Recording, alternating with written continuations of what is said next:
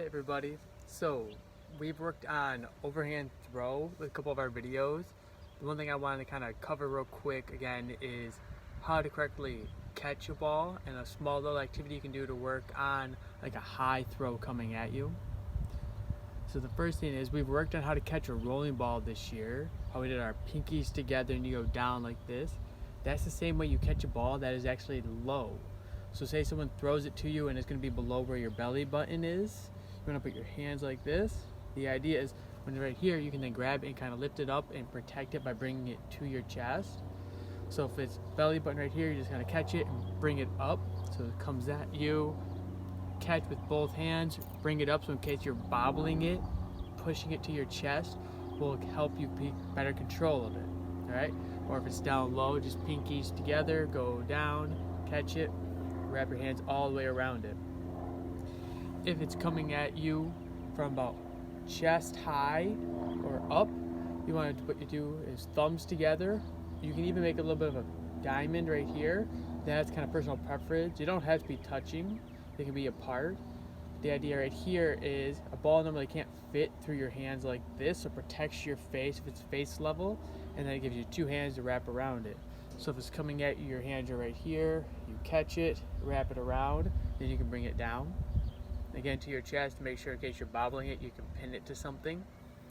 Same thing if it's coming at you above your head and it's coming down, hands are out in front of your body, so right here, you have your hands out in front instead of above your head. You want them out in front a little bit, so that way when it hits, you can kind of cushion it and slow it down rather than having to bend backwards and almost fall over. So the idea is hands out in front, make the catch, bring it to your body for better control, okay? This can involve a football, baseball, softball. Granted with a baseball or softball, I prefer you wear a glove that they have for that sport. If those balls are hard, it will hurt your hands, but the same idea. If you watch professional baseball player or softball player, they have a hard catch right here. You can see they use two hands to kind of secure it because that glove's huge. It comes in and the other one kind of goes around it to make sure it doesn't fall out of the glove.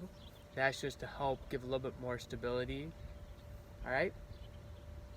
So, one little activity I've always done growing up was when I was bored and I wanted to go outside and just kind of do around, I would just throw the ball up in the air and have to run after and try to catch it in the air. It helped me practice making sure I got both hands up, and it was mostly for catching like fly balls, something that's like hit up in the air really, really high and it's coming downward instead of straight at me. So what it kind of looks like is, you just throw it up, catch it, and bring it into your body. So if you want to do that small little practice, what I want you to make sure you focus on is that your hands are out like this. Notice my fingers are bent a little bit so they can kind of wrap around the ball easier. If I have a flat hand, it could hit, and before I can close it, it could bounce off. Having it slightly bent already allows me just to wrap a little bit quicker, and it kind of cushions the ball, meaning slows it down in your hands and allows it not to bounce off as hard. Right? The next thing I want you to focus on is your hands are out in front of your body, not above your head. If it's above your head and you're going to look up, you can only look up so far. So if you misjudge it and you think, oh, it's going to be right here, but actually it's going to be a little bit farther, that makes it so when you look up, you're catching it and you can't even see it really. By reaching your hands out in front, you're right here going, oh, actually it's a little bit farther. You can then back your hands up to go above your head and you can still see it. So it gives you it gives you the ability to make a mistake in judging it and still be able to see it when you go to catch it, okay? So I showed you the small, easy one of just throwing it up, catching it, bring it in.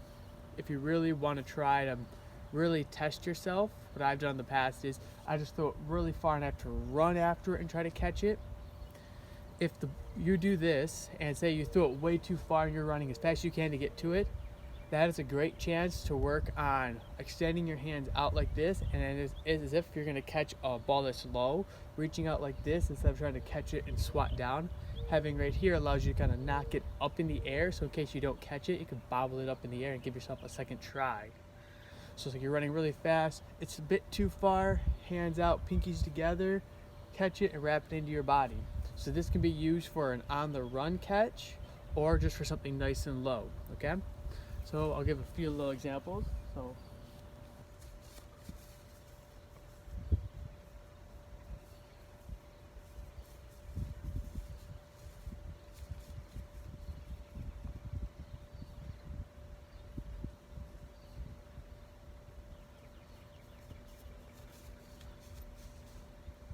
By just practicing these little things, if you want to be in a sport that involves it, like a football player, baseball or softball player.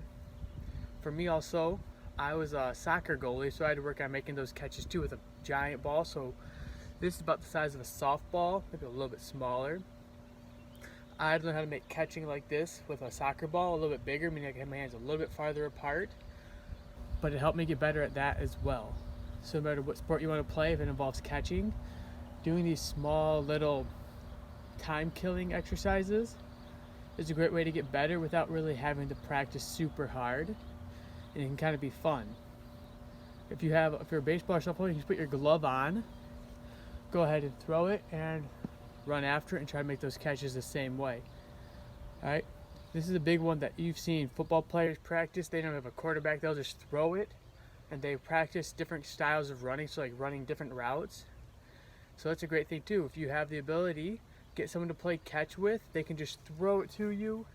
You can work on catching it normally, like as if it was actually coming right at you and you're just going to nice and easy it. Or you can make so they're going to throw it and you have to move to try to catch it. Practicing multiple different ways of catching helps you get better at it and allows you to look better and feel better when playing your game. Alright? It takes a lot of practice to master it. There are professional athletes out there that you see who drop easy balls, and they practice a lot, so no one's perfect. You can watch pretty much any NFL game. A ball will come in and you'll see a receiver catch it and drop it, and it should have been an easy catch. The best way to avoid that is practice a lot and always watch the ball. Don't, oh I got it, and look away. When you look away, your hands tend to move that little bit and make it hard to catch. Keep your eyes on it until you fully have it caught, and then look where you're going after that, okay? So go ahead and have fun trying to practice this. Again, you can do it by yourself, by just throwing it in the air and running after it, trying to catch it, or get your brother or sisters out there and trying to play catch with you in some way. Alright?